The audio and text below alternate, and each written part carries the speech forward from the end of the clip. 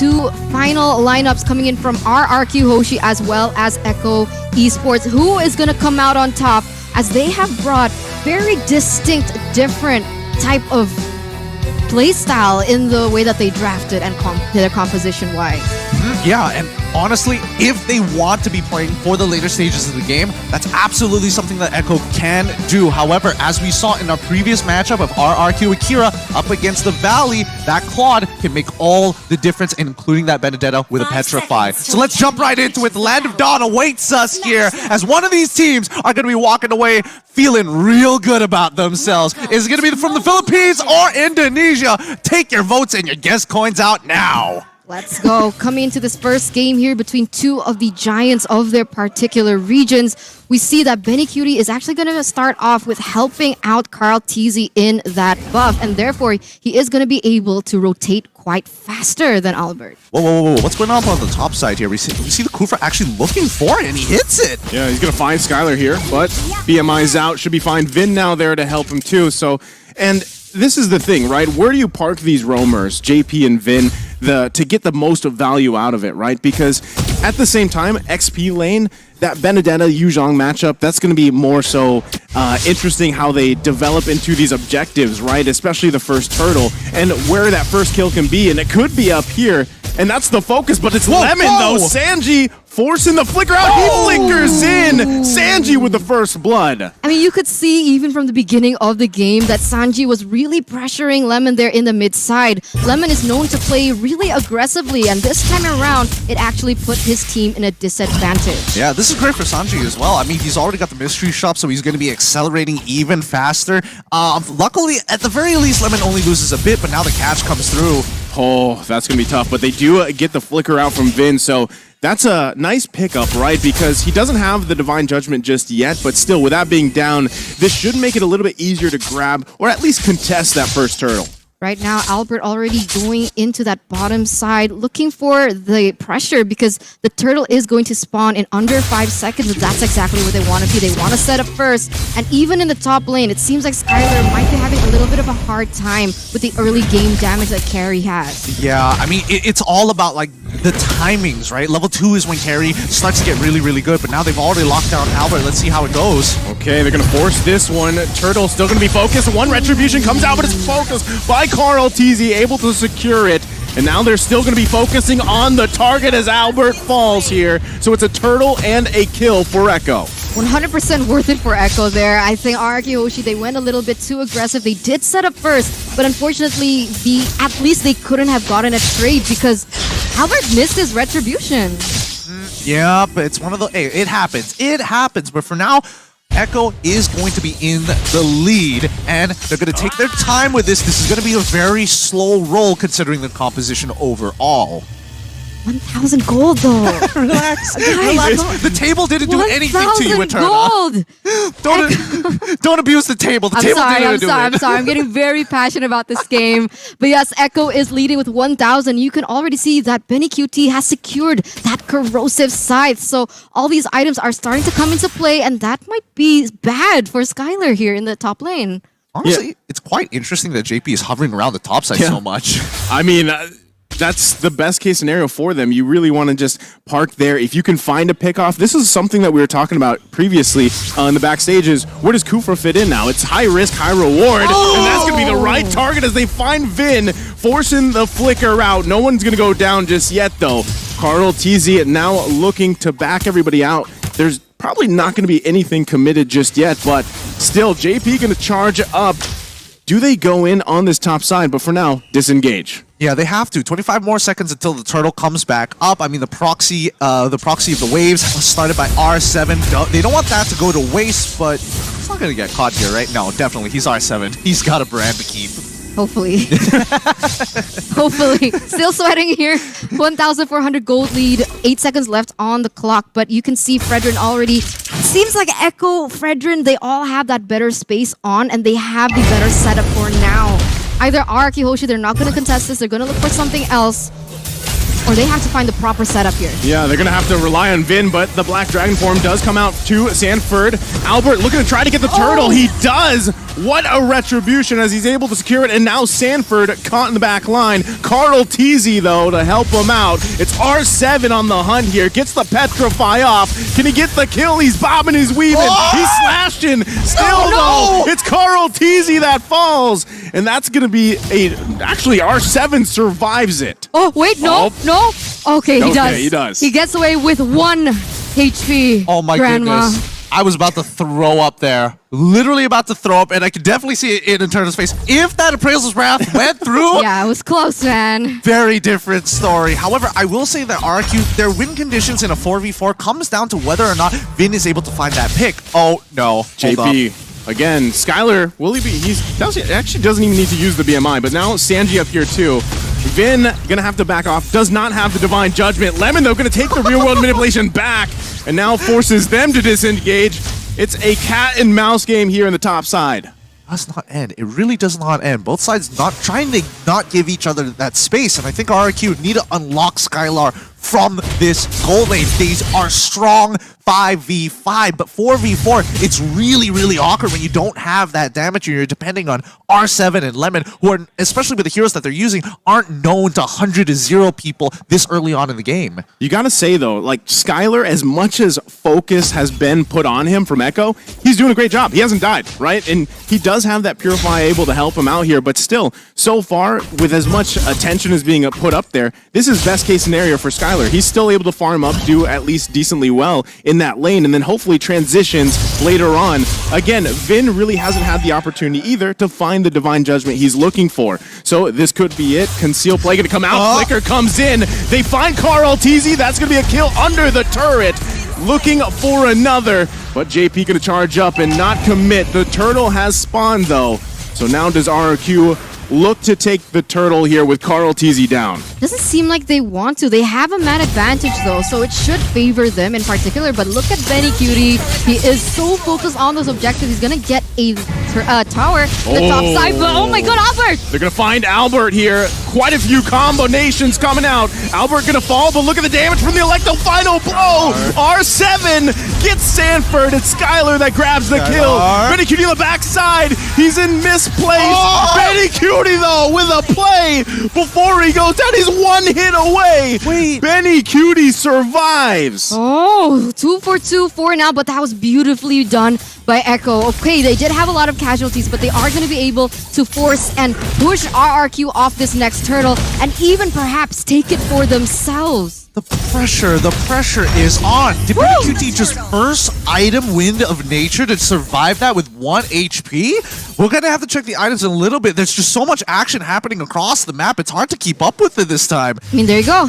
Items. Oh my goodness. Wait, having a look. He has it. Yeah, he has it. But he had Second the item corrosive already side, gone, but yeah. he had the corrosive side, which is actually really important here, because if he did not have that corrosive side, Skylar would have easily just walked away from the fight. Man, that is such a clutch moment to have that too, and just the way that all played out. Again, Benny Cutie able to grab that early kill does set him up here, but Skylar still, right? He's managed to grab 2 himself, so those marksmen, those gold lanes are really going to pop off as we get into the further part of the mid to late game here. Oh, I will say that Skylar has a bit of an advantage with the golden staff, but until we see the man, the myth, the legend, Benny QT get one for himself, that's when he's really going to show his stuff here. Oh, Vin is just waiting to see if they can. Both real-world manipulations come down, but look at the damage from Sanji. Able to grab a kill, Lemon falls. Carl Teasy on the backside, though, now on the hunt for Skylar. Pokes him a little bit, but not able to commit. The taunt's there. Vince could be in trouble here. JP... he's actually gonna survive, so doesn't have that follow-up they needed there. No. 2 of the members from RRQ Hoshi, they weren't focused on that. They were trying to get objectives in the top and the mid lane, but now RRQ Albert, he could be in trouble as Echo once again getting another tower in that bottom side. Again, the slow roll, this is what I was talking about. As soon as Echo was able to actually get that lead, they're going to slowly start bleeding RRQ out until they have no more resources left. And it's going to be highly dependent on Skylar to try and get to that game. But the later stages, yeah, look at this. R7, again, I'm not even worried. Look at the Classic just going at it. An absolute OG, naturally with his own mechanics, gets out of the situation. But yes, Echo is playing for late, and that's where we have to keep our eyes out for. But even then, Sanji's already popping off with that damage. I mean, he doesn't even have any damage items per se, right? He has the frozen, the Ice Queen Wand, and he also has the Enchanted Talisman, so more cooldown, more to utility. But even then, the damage already felt, and even Lemon was taken out before that. So very well played by Echo in terms of that team fight, as now both teams are going to start centering and focusing on the next objective, and that is going to be the First Lord. Well, I don't want to be that guy that said, you know, Lemon's taking all that damage and died, but that was kind of on him for the most part. Well, I mean, either way, both teams here in a good position for this First Lord. I think it's just going to be juggled around a little bit as both teams do the Lord dance, as we've seen many times before. But still, there's the Golden Staff pickup for Benny Cutie here. So if he can get in that range that he needs to be, this could be a very bad position for RQ to fight in. I agree. But on the flip side here, we can see R7 already clearing that top side, putting a little bit of pressure, as here JP misses his ult. JP's going to miss that, but Albert poked a little bit here. Black Dragon form going to come. Who does secure the Lord? It's going to be Carl TZ with the Retribution. But on the backside they go. Electro final blow. It's R7 that falls. Benny Cutie, though, and Sanji. 2 down for RRQ. Carl TZ still in the chase to push him out. And now the eyes are set on the tier 1. It looks tough here. I mean, the fact is, Echo is playing as a 5-man unit. RRQ just one man, just a little bit late to the party, and even Skylar just struggling to find the opening to get into that middle, get into the middle of the fight. So they're just cutting their losses for now. Oh my god, the pressure coming in from Echo. Now they're focusing on the mid side. They're trying to clear the waves as fast as they can because they have a Lord to cover here on the bottom side. Kyle T's going to take away that red buff as well. This is looking quite chaotic for RQ. Oh, Albert going to get caught here in a bad position. He's going to heavy spin, try to get out of there, pushing Carl T's into the turret. Able to grab a kill himself. Albert with a pickup. They lose that turret, though. Does Echo press the situation here? JP going to jump in, finding Albert. Rear world manipulation going to come down from Lemon, forcing Echo back a little bit here. Black Dragon form committed. It's Albert, one hit away as he goes down from Benny Cutie. Lemon falls too. JP into the deep of the base, but R7 with a massive play. Electo final blow committed as 3 fall for Echo. Oh my god. What was that sound, Gideon? What a I mean, there's just so many moments. Gideon sound. It is still.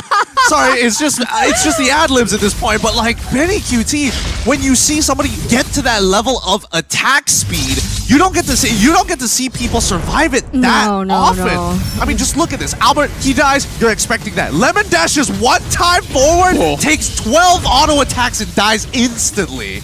And look at this, Vin also taking so much damage, but this is the masterpiece. R7 able to deal out so much damage there in the bot side, and even buy enough time for Arki Hoshi to kind of recalibrate themselves into this next part. But we're going to take a little look into the items first. Looking at R7 right now, he's currently 3 items. And I think he's building into a Malefic Roar for his 4th. Looking at Skylar, he's in a good position with 3 items in and of itself. But if we're looking at supports, that's the big difference here. Because with the supports, they're building as tanky as possible, but Immortality makes all the difference for a Kufra. Yeah, I mean, I gotta say, the question about Kufra, you know, where does he fit so far? Because he's kind of, in a way, that hero has fallen off a little bit. But so far, JP's doing an amazing job at really finding the setups that he needs to, utilizing the Kufra here. Especially, I mean, with Sanji setting up those perfect real-world manipulations so far, Lemon's doing it too. But the thing is, I haven't seen Vin just yet exactly find the mark he does. He has the 7 assists. He's finding targets, but if he can cancel out Sanji, that's going to be a huge play for RQ. Okay, that's a good disengage. Nobody is going to, you know, bite the bullet for now. And I think RRQ also understands, like, yeah, we're slightly behind, but it's not the end of the world. Sure, you want to have Lord? Fine, we can defend against it. Their high ground should be enough for this. They don't have the real one manipulation, but a Flicker 4. A Flicker comes out, the blazing duet from Skylar. But Vin could be in a bad position. R7, though, keep an eye on him. Looking for an angle here. Electo final blow with the Petrify going to come out. He gets canceled a little bit here. Sanford still up. R7 gonna fall to Sanji, and he's still going as Lemon gonna be the next target, able to survive, but they might chase him down. He's slowed with the flicker in from Sanji to clean up. My god, 3-for-0 trade. Echo gets the Lord. This couldn't be a worst game for RRQ Hoshi at this point. You saw that R7 was trying to do his best. The way that he does it, right? That's so signature R7. Which, whatever hero he chooses, whether it be the Benedetta, the Cho, he tries to looking for that flank, but unfortunately the follow-up damage from the other members are not there. And here we go, the siege from Echo. Gonna be a full force siege here from Echo here. One more turret to go up on the top side. They've got to handle this Lord. Echo setting their sights on the bottom side. Carl TZ already handling that wave. Can RRQ defend here and keep in this game? Echo now full force bottom side. Sanford comes in with the Black Dragon form. RRQ looking for any angle, but Echo calls the back signal. Value. Just cash money all the way through. They've gotten a 7.7k lead for themselves. They don't need to go any further. No Lord empowered minions, no Lord in and no Lord as well. So they just back off. They don't need to do any more than this. They know that they're getting really close to the end game. Oh my god. Well, they're going to focus on R7. I don't think he was expecting that death bush either. Oh, that's so cheesy. It always works. It works every single time. Everybody forgets about the bottom and top rush, and this time R7 has to pay the price. Right now, when we're talking about this Kufra, there is, I mean, in previous metas we have seen Kufra play into the Kaja because it doesn't allow Kaja to get away after the Divine Judgment. Oh man, Echo looking to end the game here as both real-world motivations come down across from each other. Lemon and Sanji, still no commitment yet on that crystal from Echo. Anybody else getting bombing run vibes just to be like, just to show dominance? Is like, yeah, I can mess with you too. I can tap faster. Man, 8,000 gold lead for Echo up until this point, and the damage dealt is mostly coming in from Sanji. So that's why I love the Give in this current meta. I love it because you don't have to build too much damage. You can build for utility. You can build something like the Brute Force Breastplate, but still have as much damage as all the other members. Well, I mean, it depends on the person. I'm more of a Farsa kind of guy. Oh, Yeah, okay. I like both, but you know, Gord number one. But going back to it, did you see the discrepancy in the damage dealt? Right, you typically when you see that Valentina picked up against a Eve, you kind of expect them to be in the same ballpark, but it was a huge difference, and that's just the fact that Lemon hasn't been able to get in range to even take that ultimate or use it the way he wants to. And that is also a big part because of the fact that they have Sanford, right? Yeah. That was a problem. They picked up Sanford, so even if the Valentina wanted to take the real-world manipulation, it could be a little bit more difficult because of the damage input that he's taking from Sanford himself. And on that note as well, that's the thing about Lemon, dude. That's what caught me a little bit surprised because Lemon's great when he gets it. He's like a double-edged sword for RRQ. When he plays great, but if not, look at his KDA. Look. 0.55. Everybody has their day, right? Knowing Lemon and seeing his career over many seasons and many M series. Oh god, Oh man, R7 gonna just be deleted once again. Death Bush, but this time in the mid lane. Sanford forcing everybody back. The Black Dragon form, and just like that, Echo grabs himself another Lord. Oh, that's so brutal. This Kufra is just getting so much more value than I was expecting. I feel like now is the time to respect the Kufra. Prior to this, they should have absolutely disrespected JP. Like, what was he really going to do? And the fact that they didn't have R7 on Benedetta, maybe they could have made some play towards the mid lane like Takashi did against the Valley. So that's what I'm hoping to see. But right now, Echo, they've got all the marbles in their court, and they're just going to slowly lob them down one by one until this crystal breaks. Look at JP charging up once again. Not going to commit to that, though. Lord here in the middle lane of the base of RRQ. They're going to set it up. Lemon with the real-world manipulation. JP going to go in, finds a couple of targets, but has to get out of dodge as well. It's Albert taking the brunt of the damage. It's R7 that falls again, though. Echo still pressing the situation here, looking to end the game as Vin falls and they find another. Benny Cutie free-firing in the backside, and now it's going to be the crystal work done. Echo takes the game against RRQ. Clean from Echo from the Philippines. That was so beautiful to watch at the end. The damage coming in from that carry was so